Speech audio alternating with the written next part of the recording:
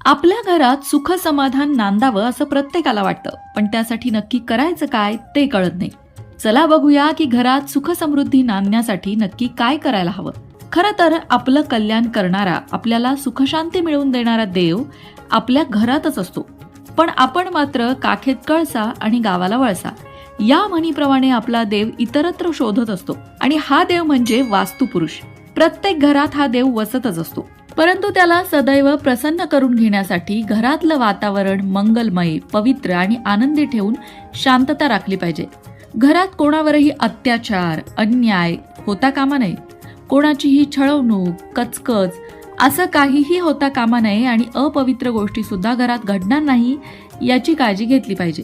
रोज सकाळी झोपेतून उठल्यावर आणि झोपण्यापूर्वी बिछाण्यातच बसून दोन्ही हात जोडून श्रद्धापूर्वक श्री वास्तुपुरुषाय नमः असं म्हणून वंदन केलं पाहिजे.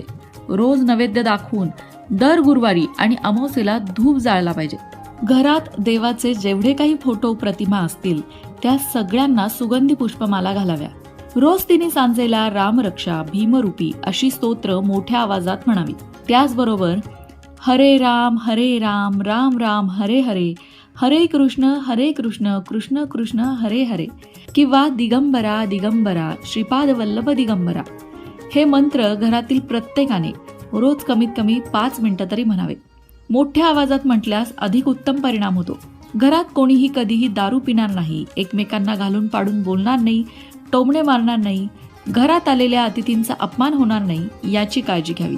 असं केल्याने केवळ 4-5 महिन्यातच घरात सत्वगुणयुक्त अशा आनंद लहरी खेळू लागून घरात धनसंपत्तीचा ओघ सुरू होतो आणि घर सुख समाधानाने भरून जाते. तुम्ही नवीन घरात प्रवेश केला असेल तर वास्तुतज्ञांकडून देवघरासाठी निश्चित दिशा त्यावेळी ठरवून घेणं गरजेचं आहे. मग त्या ठिकाणी देवघर करावं. वेगवेगळ्या खोल्यांमध्ये 2 किंवा 3 देवघरं नसावीत. देवघर हा ऊर्जेचा एक मोठा स्रोत असल्याने तो जागोजागी पसरलेला नको. घरात जागोजागी देवतांची चित्र ठेवणं चांगलं नाही. देवघरात एकाच ठिकाणी आणि निश्चित जागीच ती असायला हवीत. वास्तुशास्त्रातील नियमांप्रमाणे घरामध्ये देवांकरता असलेल्या स्थानी देवदेवतांची चित्र तसबिरी लावल्याने मंगलमय आणि पवित्र वातावरण निर्माण होतं. तुम्ही पूजा करत असताना तिथे कोणी अतिथी आला तर ते शुभ असतं. त्या अतिथीचा योग्य तो पाहुणचार करायला हवा, त्याला खायला प्यायला द्यायला हवं. आणि संध्याकाळची पूजा करत असताना एखादी सुवासीन आली तर ते अतिशय भाग्याचं लक्षण आहे. आपल्या घरात साक्षात लक्ष्मीने प्रवेश केला आहे असं समजून तिचा आदर सत्कार करावा. दिसायला छोट्या छोट्या दिसणाऱ्या या गोष्टींचं पालन केलं तर आपल्या घरातली उदासीनता निघून जाते. घरातला वास्तुपुरुष जागृत होतो आणि घरामध्ये सुख